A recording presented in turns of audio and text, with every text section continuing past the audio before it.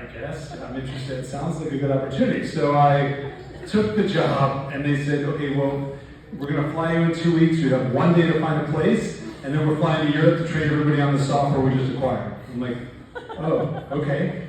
So they fly me in. I look in Colombia, and I'm about to sign a lease, but then I end up having drinks in Fells Point. So I found a beautiful place in Fells Point, and we called it Felrose Place for a reason, and it was amazing. So I moved here, and I worked in Colombia, and I worked for a company that was designing tracking systems. And then after a while, and I was doing the marketing, which I had never done because I was a technical person within this organization. They put me in a marketing position, even though all I had ever done was design, develop, but this is what I was doing. And then I said, listen, this thing called the internet is coming, and I really think it's going to be big, and I have an idea how we can take software that I've been selling and teaching people to make it web-enabled and create something called a web page. And they said, that's not who we are. Stick to your lane, Steinmetz. Focus on what your tasks are, which I was not very good at doing anyways. So I took a big vacation. I actually went overseas in Asia and hiked in the Himalayas and did crazy stuff. When I came back, and I worked, and I was kind of miserable.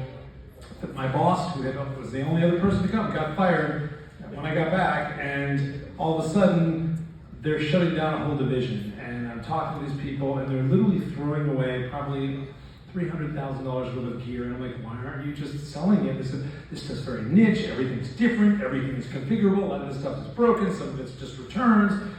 We don't want it. So now when I lived in Fells Point, I was playing chess with a guy. It wasn't working, he was trying to start a valet business, and I'm like, there's a crazy thing, this guy's just throwing away like hundreds of thousands of dollars worth of stuff.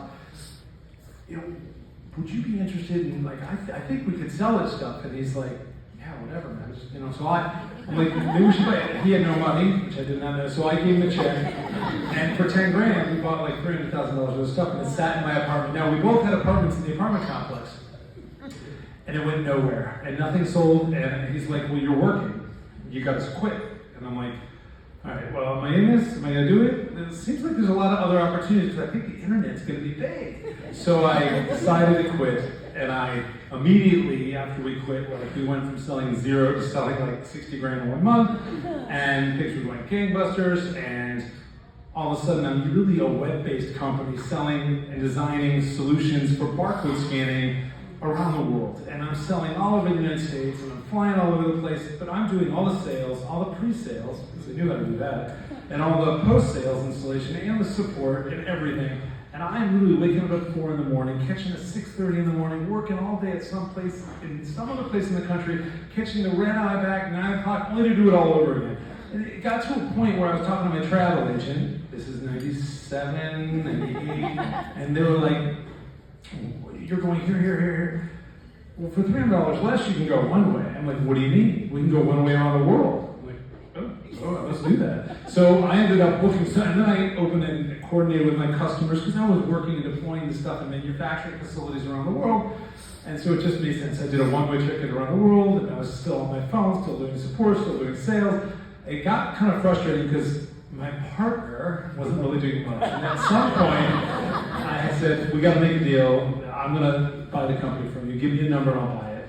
And he said, well, that's not fair. I have no money. I'm like, that's not my issue. That's your issue. He's like, but if it's too high, you got to buy it from me. So give me the number. Well, he said, let me think about it.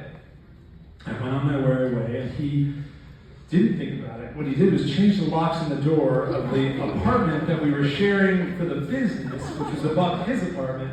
And I got wind from another neighbor that he was doing this, but I didn't really kind of put it all together. I figured I'd have some time. He knocked on my door the next morning at 6 in the morning, said I got to talk. I went to go get my shirt on, because it's 6 in the morning. He grabbed my laptop and ran out. This had the database, because I was the only one selling. So of course I chased him. Didn't get the laptop back, but even though I didn't get the laptop back, he filed assault charges against me. Okay, not a big deal. But because he did that, I couldn't get into the building because I have to have a certain radius from where his apartment is, which is right below, and I'm kind of stuck. And he was using my credit cards and my money because he had none. So I quickly filed an injunction, and I remember we filed an injunction. He we had to show up in court to stop him from using my credit cards and my name. And what did he do? He went down to the courthouse and pressed the charges and had me locked up in downtown Central Booking. So here I am, downtown Central Booking, with a bracelet on the way, and they're scanning it with an LRT 7805. I knew that. And I honestly wasn't convicted. They saw through what he was doing. They told him to return everything, to stop doing what he was doing, and meet with the person to basically dissolve his company. And he stole the money and fled the state. Hundreds of thousands of dollars. All he crashed all the computers intentionally. He couldn't take them because they were too big. So I had nothing left. And I went to my lawyer. I was pretty pissed. And he's like, look, just move forward. For the first time I got money from my lawyer, he gave me $50. I had a friend give me a laptop. I had no money. And I used that $50 to defrag the hard drives and to get everything back running again.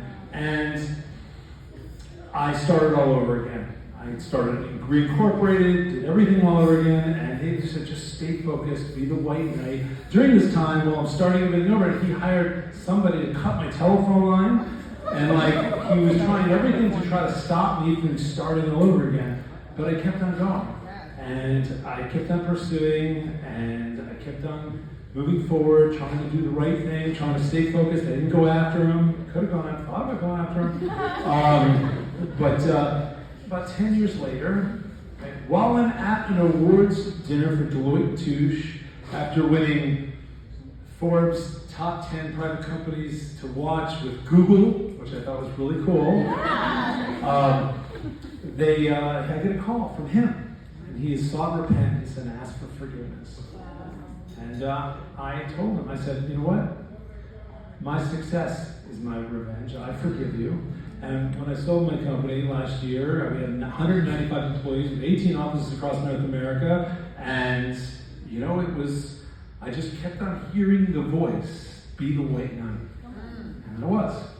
And that's my story. Now I have a new company that's building solar-powered trailers with 90 kilowatts. And then that'll be my next adventure. So we'll see where it goes. Thank you for your time.